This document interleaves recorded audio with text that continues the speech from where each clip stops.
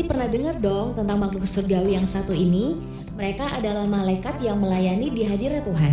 Bagi orang Kristen, istilah malaikat bukanlah istilah yang asing, sebab Alkitab dengan jelas menuliskan segala sesuatu yang perlu diketahui oleh manusia tentang makhluk surgawi yang satu ini. Ada begitu banyak jenis malaikat yang melayani di hadirat Tuhan dengan tingkatan yang berbeda-beda, dan salah satunya adalah malaikat kerubim atau kerub-kerub.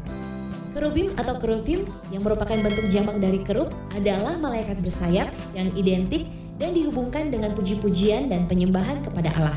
Ia pertama kali disebut dalam Kejadian 3 ayat 24 setelah manusia jatuh ke dalam dosa. Ketika Allah menghalau Adam dan Hawa dari Taman Eden, Ia menempatkan beberapa kerub di sebelah timur Taman Eden dengan pedang yang bernyala-nyala dan menyambar-nyambar untuk menjaga jalan ke pohon kehidupan agar manusia tidak mendekatinya.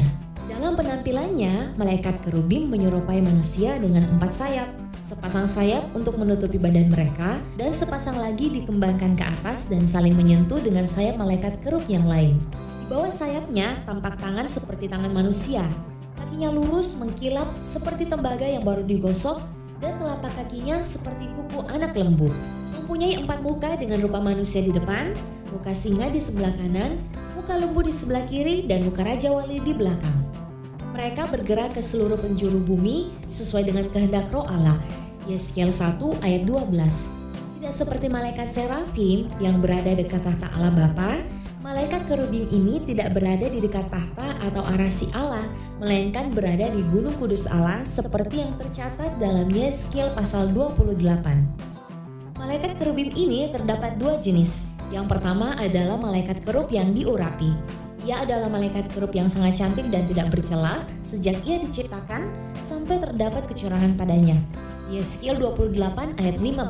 Hikmatnya melebihi hikmat Daniel, penunggu Taman Eden dan satu-satunya malaikat Tuhan yang diurapi.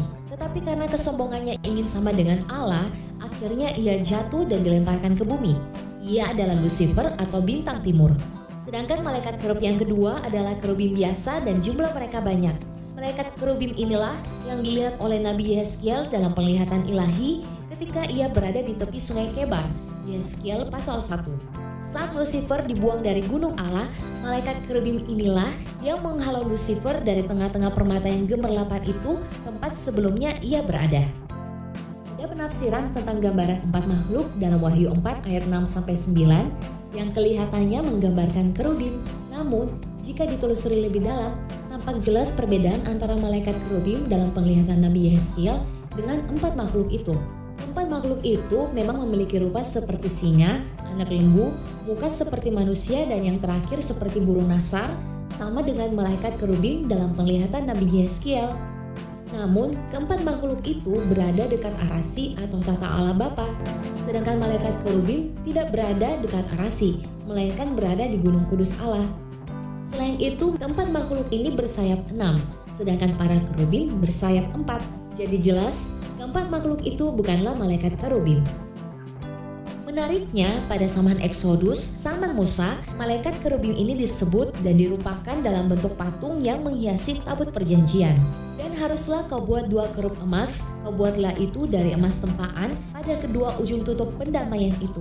Keluaran 25 ayat 18. Berbagai cara kerubim ini dirupakan dalam perabot-perabot yang di bait suci, dijadikan hiasan tirai dan dinding kayu kemah. Keluaran 26 ayat 31, 2 Tawarik 3 ayat 7.